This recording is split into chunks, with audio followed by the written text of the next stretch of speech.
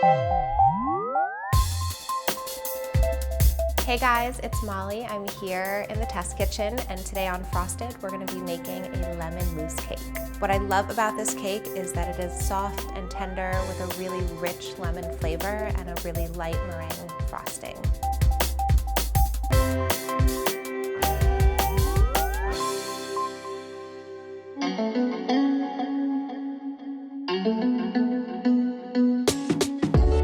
This method of mixing a cake is called the reverse cream method, and what you do is you mix your fat, which in this case is the butter, into your dry ingredients so that it's nice and evenly coated, which makes this cake develop less gluten, which results in a softer, tender crumb, which is exactly what we're looking for here. We are also using cake flour, which is finely milled flour, and that's going to give us a really nice rise in our cake.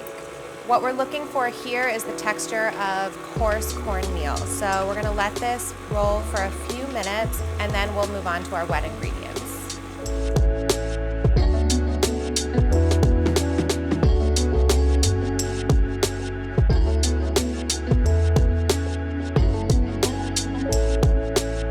And lastly, what's gonna make this extra delicious is the zest of 1 lemon.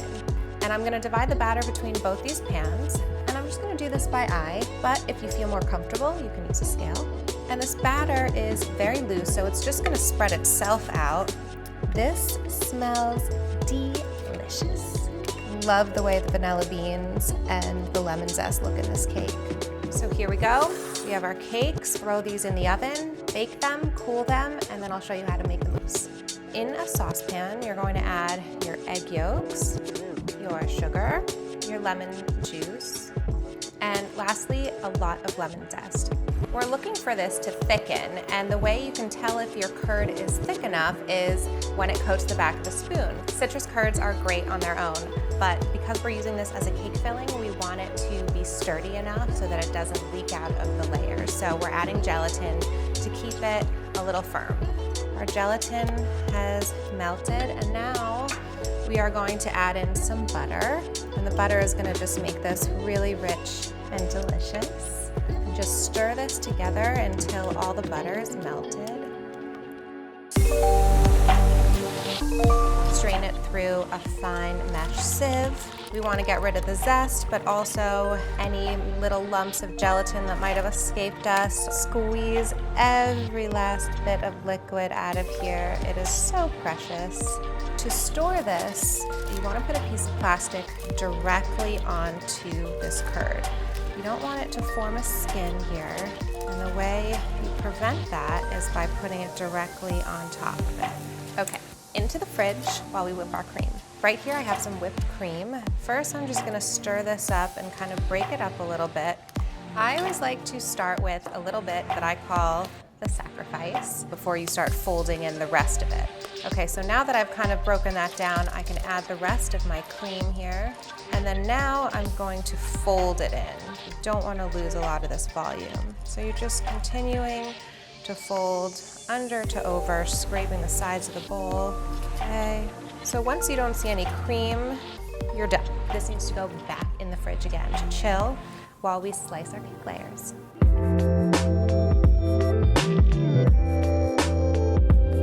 We're gonna start by putting one of our bottom layers down here, and then we're gonna use about a cup of mousse, and then we're gonna spread it to the edge here.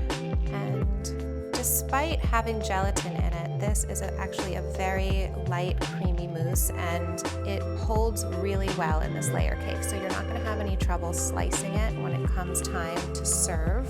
And you wanna go about all the way to the edge. And just remember here, we are not striving for perfection, we are striving for beautiful.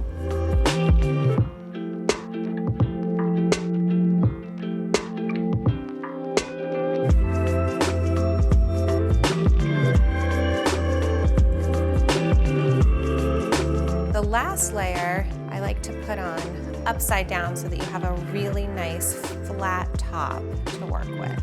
And you can take your offset and smooth out a little bit. Let's get this in the fridge while we make our meringue. It's a simple Swiss meringue, so I've got some egg whites in here. I'm gonna put a healthy pinch of salt lots of sugar. And I'm gonna give this a nice whisk just to combine it here. Okay, so it's going on top of what we call a double boiler. And what we're looking for here is just to heat this enough so that the egg whites and the sugar become a nice, smooth, silky mixture. To test to see if you are done, you want to rub some of this in between your fingers, and if it's smooth, you're ready. And if you still feel sugar granules, you have a little bit more to go.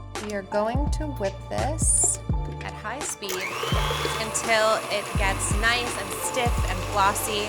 Okay, look at this. This is beautiful, stiff, glossy peaks, exactly what we're looking for. Now we're gonna add vanilla extract for flavoring, white vinegar, and the acid in the vinegar is gonna help stabilize this meringue. And then lastly, we have some cornstarch, which is gonna absorb any extra moisture that might exist. Give this a little mix.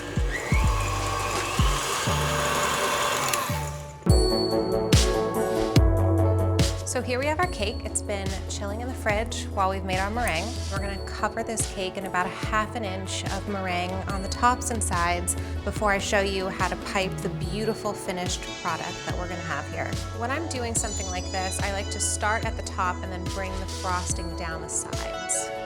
Meringue just glides on so beautifully.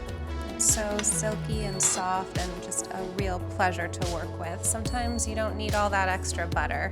So at this point, we're just looking for even coverage. We're going to be piping over all of this, so don't spend too much time worrying about anything besides making it even. So once I finish my sides, I just pull from the sides back into the center on the top. Get myself a nice round edge here. And one last time around the sides. Okay, this looks great. I'm gonna get this in the fridge while I put the rest of my meringue in some piping bags, and we're gonna finish this up. Okay guys, we are almost done with this cake. As you can see, I've mounted my cake onto a smaller cake pan, but you can use a plastic container, a bowl upside down, anything that's gonna give you height, because we are gonna need to get underneath here as we pipe this. Any way that feels right to you is gonna be beautiful, but the way I'm going to do this here is a little unique, and it's gonna start by putting pressure on the top, lifting up so that you get kind of like a nice round ball, and then pulling it down on an angle. I think you'll have a better idea once I show you. So you're gonna start by pressing. You want a lot of pressure here. You want a nice height. You're gonna swing it down on an angle. So then you're gonna just shift it over, same movement, and down. Let your previous pipe guide the next one.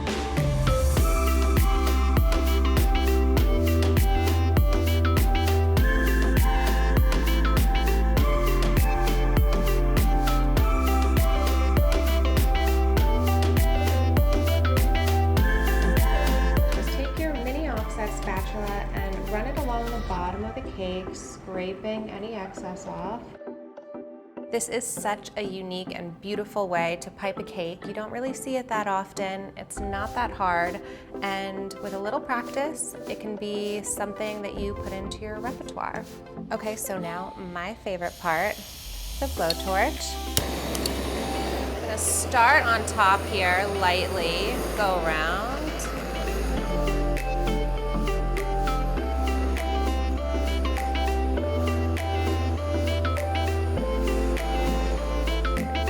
So we've got the top here, and you can see that when you blowtorch it, it kind of expands and it gives it even more volume, and it really defines the line. So now we're gonna go around the sides with the same thing.